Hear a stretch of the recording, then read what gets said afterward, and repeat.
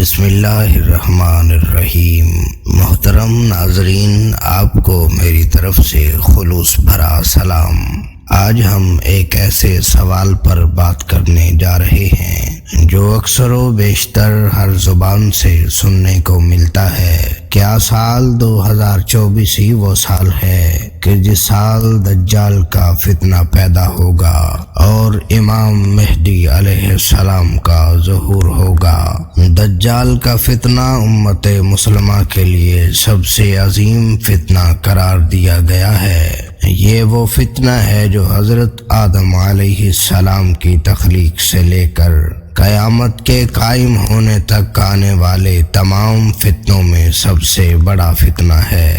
دجال کے مطابق ہم مسلمانوں کے پاس جو معتبر ترین ذرائع ہیں وہ نبی صلی اللہ علیہ وسلم کی احادیث مبارکہ ہیں۔ احادیث کی کتابوں میں صحابہ کرام رضوان اللہ علیہم اجمعین سے دجال کی مخصوص سواری کے مطابق روایت کی گئی ہے، جس کا مجموعہ یہ ہے کہ دجال ایک چمکدار گدھے پر سوار ہو کر نکلے گا جس کے دونوں کانوں کا درمیانی فاصلہ 40 ہاتھوں کے برابر ہوگا۔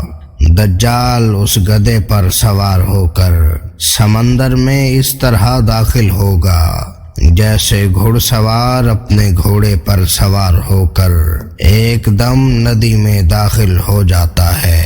یہ وہ وقت ہوگا جب لوگوں کی ایمانی حالت بہت کمزور ہو چکی ہوگی۔ دجال دنیا میں 40 دن گھومے پھرے گا اور ان 40 دنوں میں ایک دن 1 سال کے برابر ہوگا اور ایک دن 1 مہینے کے برابر، جبکہ ایک دن 1 ہفتے کے برابر ہوگا، جبکہ بقیہ ایام معمول کے مطابق ہوں گے۔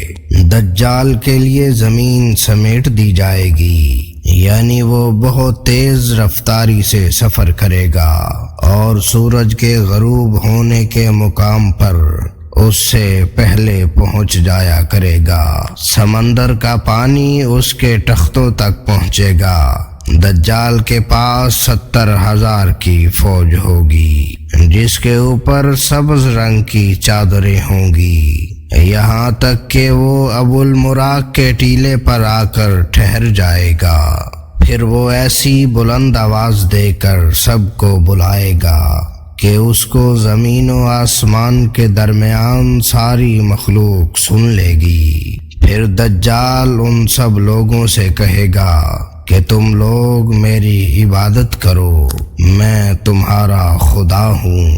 اس موقع پر رسول اللہ صلی اللہ علیہ وسلم نے فرمایا کہ تمہیں پتہ ہو کہ تمہارا رب ایک آنکھ والا نہیں ہو سکتا، بھلا وہ رب جو دوسروں کو آنکھیں دیتا ہے وہ خود کیسے بینائی سے محروم رہ سکتا ہے؟ اس بدبخت دجال کے ماتھے پر کافر لکھا ہوگا جسے صرف مومن ہی پڑھ سکے گا اور وہ اسے پہچان لے گا۔ دجال اپنے گدھے پر سوار ہو کر ساری زمین پر گھومے گا۔ زمین کا کوئی حصہ، چاہے وہ پہاڑی ہو، میدانی ہو یا صحرائی، کوئی علاقہ ایسا نہیں بچے گا کہ جہاں وہ نہیں جا پائے گا، سوائے مکہ مکرمہ اور مدینہ منورہ کے، کیونکہ اللہ تعالیٰ ان دونوں جگہوں کی حفاظت خود فرشتوں کے ذریعے فرمائے گا۔ دجال جب وہاں داخل ہونے کی کوشش کرے گا تو فرشتے اس کا رخ پھیر دیں گے۔ ان احادیث کی بنیاد پر یہودی خاص طور پر گدھے کی تعظیم کرتے ہیں اور وہ اپنی خفیہ عبادتوں میں گدھے کو ضرور شامل کرتے ہیں۔ بعض لوگوں کا یہ دعویٰ ہے کہ عبادت کے دن خفیہ طور پر یہودی ایک گدھے کو اٹھا کر بیت المقدس میں لے جاتے ہیں، جہاں مختلف رسم و رواج کے مطابق اس گدھے کو سجایا جاتا ہے۔